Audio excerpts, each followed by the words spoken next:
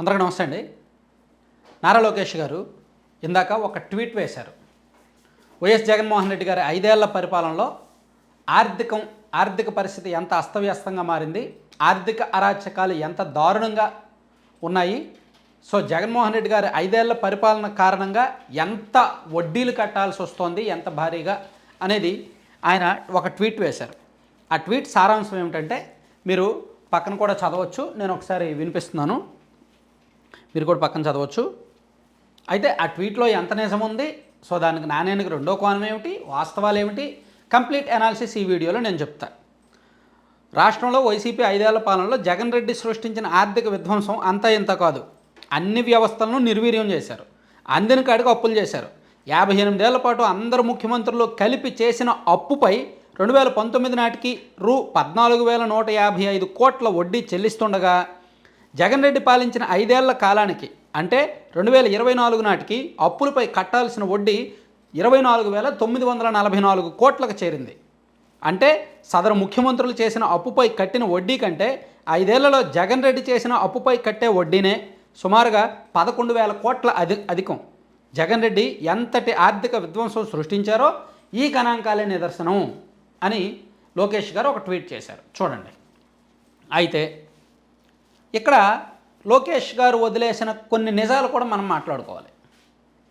2014 నాటికి రాష్ట్ర విభజన జరిగింది.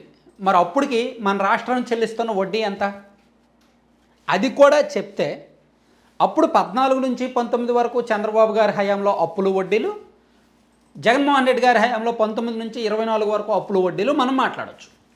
సో నేను దీని మీద సెర్చ్ చేసే క్రమంలో కొన్ని పేజీల్లో ఏదో నాకు డాక్యుమెంట్ దొరికింది, అది అఫీషియల్ డాక్యుమెంట్ కాదు కాబట్టి నేను చూపించట్లేదు, కానీ వాస్తవమే. నేను కొంత దీని మీద రీసెర్చ్ చేసిన ఒక 2 వ్యక్తులతో కూడా మాట్లాడితే వాళ్ళు 2014 నాటికి అప్పు అంట మన రాష్ట్రం విడిపోయే సమయానికి మొత్తం ఉమ్మడి రాష్ట్రానికి అప్పు 1,76,000 కోట్లు ఉండేదంటండి. 1,76,000 కోట్లు.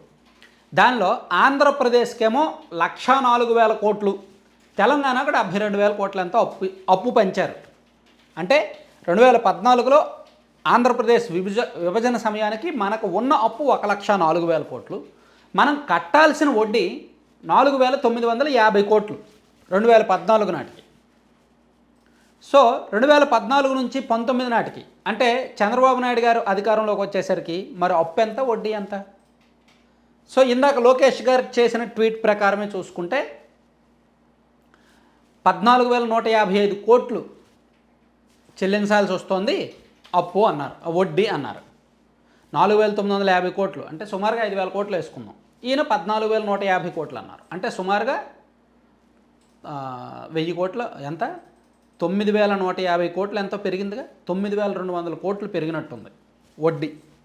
సో జగన్మోహన్ రెడ్డి గారి 5 ఏళ్ల పాలనలో 11,000 కోట్లు వడ్డీ పెరిగితే చంద్రబాబు నాయుడు గారి 5 ఏళ్ల పాలనలో 9,200 కోట్లు వడ్డీ పెరిగిన మాట, ఆ వాస్తవాన్ని లోకేష్ గారు దాచారు. 2014 నాటికి మన రాష్ట్ర అప్పులు 1,04,000 కోట్లు ఉంటే 2019 నాటికి మన రాష్ట్ర అప్పులు 3,64,000 కోట్లు అయ్యాయి. అంటే సుమారుగా చంద్రబాబు నాయుడు గారి 5 ఏళ్ల పాలనలో 2,60,000 కోట్లు అప్పు చేశారు. అందుకు గాను వడ్డీ పెరిగింది. సో జగన్మోహన్ రెడ్డి గారి 5 ఏళ్ల హయాంలో అంటే చంద్రబాబు నాయుడు గారు జగన్మోహన్ రెడ్డి గారికి అధికారం ఇచ్చేసే సమయానికి 3,64,000 కోట్లు అప్పులు పెట్టారు. దాన్ని జగన్మోహన్ రెడ్డి గారు సుమారుగా 10 లక్షల కోట్ల వరకు తీసుకువెళ్ళారు. అయితే చంద్రబాబు నాయుడు గారు చేసిన అప్పుల్లో ఒక లెక్క పత్రం ఉంది, జవాబుదారీతనం, బాధ్యత ఉంది. జగన్మోహన్ రెడ్డి గారు చేసిన అప్పుల్లో లెక్క పత్రం, బాధ్యత ఏమీ లేదు. నువ్వెందుకు అలా అంటావు, నీకు ఎలా తెలుసు అని చెప్తే ఉన్నాయి.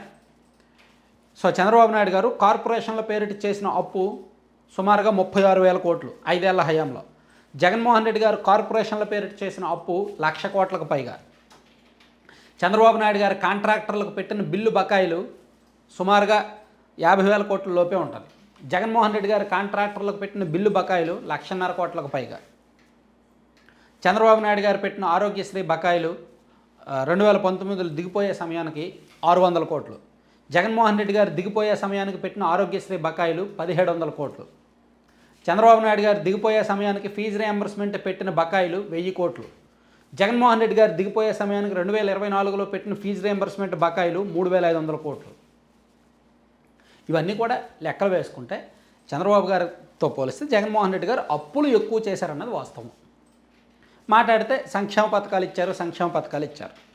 సో కాలం గడిచే కొద్దీ అందరూ మర్చిపోతారేమో. నిజానికి 2014 నుంచి 19 వరకు కూడా సంక్షేమ పథకాలు ఇచ్చారు చంద్రబాబు నాయుడు గారు. చాలా సంక్షేమ పథకాలు ఇచ్చారు. కాబట్టి 2019లో జగన్మోహన్ రెడ్డి గారు అమ్మఒడి లాంటి కొత్త పథకం ఇవ్వడంతో దాన్ని మర్చిపోయారు, పాతవి మర్చిపోయారు. ఆదరణ ఇచ్చారా? చంద్రన్న బీమా ఇచ్చారా? సంక్రాంతి కానుక, రంజాన్ తోఫా లాంటివి ఇచ్చారా? అలాగే పెన్షన్ 200 ఉంది 2014లో చంద్రబాబు నాయుడు గారు బాధ్యతలు చేపట్టే సమయానికి. ఆయన దిగిపోయే సమయానికి 2,000 చేశారా? సో ఇలా చంద్రబాబు నాయుడు గారు కూడా 2014 నుంచి 19 వరకు పథకాలు ఇచ్చారు. కానీ 2019 నుంచి 24 వరకు జగన్మోహన్ రెడ్డి గారు దాన్ని డామినేట్ చేసేలా ఇచ్చారు పథకాలు. అమ్మఒడి లాంటిది కొన్ని కొత్త ఇచ్చారనమాట. ఇదేంటిది డ్వాక్రా మహిళలకు ఇచ్చారు కదా, చేయూత, అట్లాంటివి. సో దాంతో వాళ్ళకి జోష్ వచ్చింది, పథకాలు కొంచెం జనంలోకి ఎక్కువగా వెళ్ళాయి. సో అయితే జగన్మోహన్ రెడ్డి గారు ఎక్కువ పథకాలు ఇచ్చారు కదా, కాబట్టి ఎక్కువ అప్పులు చేశారని మీరు అనుకోవచ్చు. కానీ ఆయన ఇచ్చిన మొత్తం పథకాల విలువ 2.5 లక్షల కోట్లు. ఆయన చేసిన మొత్తం అప్పులు సుమారుగా 6.5 లక్షల కోట్లు. సో ఈ పథకాలు ఈ అప్పుల్లోంచి తీసేస్తే మిగిలిన 4 లక్షల కోట్లు. అదేం చేసినట్టు? పోనీ అభివృద్ధి చేశారా? రాజధాని కట్టారా? పోలవరం కట్టారా? ఇవి కట్టారా? ఏం చేయలే. సో ఇక్కడ నేను చెప్పొచ్చేది ఏంటంటే, లోకేష్ గారు చేసిన ట్వీట్లో ఒక వాస్తవాన్ని దాచారు. 2014 నుంచి 19 వరకు ఉన్న పరిస్థితి, కట్టిన వడ్డీలు దాచేశారు. సో నిజానికి చంద్రబాబు నాయుడు గారు 5 ఏళ్ల పాలనలో 9,000 కోట్లు వడ్డీలు కట్టాల్సి వస్తే, జగన్మోహన్ రెడ్డి గారు 5 ఏళ్ల పాలనలో 11,000 వడ్డీలు పెరిగాయి కదా. చంద్రబాబు నాయుడు గారు 5 ఏళ్ల పాలనలో చేసిన అప్పులు, జగన్మోహన్ రెడ్డి గారు 5 ఏళ్ల పాలనలో చేసిన అప్పు అయితే బహుశా నాకు తెలిసి ఇంకా ఎక్కువే ఉండొచ్చు. ఇట్లా అంటే ఇక్కడ ఒక్కటి సబ్జెక్టు కరెక్షన్ కొన్ని ఉంటాయన్నమాట. ఈ పూర్తి స్థాయి లెక్కలు ఇవన్నీ కూడా రేపు పొద్దున బడ్జెట్ రిలీజ్ అవుద్ది కదా, మేబీ బడ్జెట్లో చెప్తారేమో ఏది ఈ అప్పులకు సంబంధించిన వాస్తవాలు, అసలు అప్పుల మీద ఎంత వడ్డీ కడుతున్నారు ఏంటనేది, అసలు రాష్ట్ర ఆర్థిక పరిస్థితి మీద రాష్ట్ర విభజన నుంచి ఇప్పుడు వరకు ఎవరైనా ఖచ్చితంగా మాట్లాడే వాళ్ళు దొరుకుతారేమోనని నేను వెతుకుతున్నాను. ఖచ్చితమైన నిజాలు ఎవరైనా మాట్లాడేవారు దొరికితే నేను వాళ్ళని పాడ్కాస్ట్ ఇంటర్వ్యూ చేయడానికి రెడీ అవుతున్నా. ఖచ్చితమైన నిజాలు కావాలి మనకి. సో దానికోసం నేను కొంతమంది ఆర్థిక నిపుణులు వీళ్ళతో మాట్లాడుతున్నా. 2014 నుంచి 2024 వరకు రాష్ట్ర ఆర్థిక పరిస్థితి మీద, అప్పుల మీద, ఖర్చుల మీద, వడ్డీల మీద, అన్నిటి మీద రీసెర్చ్ చేసిన వాళ్ళు కావాలన్నమాట. చెప్తారు. కొంతమందికి 30% ఐడియా ఉండొచ్చు, కొంతమందికి 50% ఐడియా ఉండొచ్చు. కానీ నాకు కావాల్సింది 100% ఐడియా ఉన్న వ్యక్తులు ఎవరైనా దొరుకుతారేమోనని చూస్తున్నా. అలా చూస్తే అసలు వాస్తవాలు ఏంటనేది కళ్ళకు కట్టినట్టు మనం చూపిద్దాం ఆధారాలతో సహా.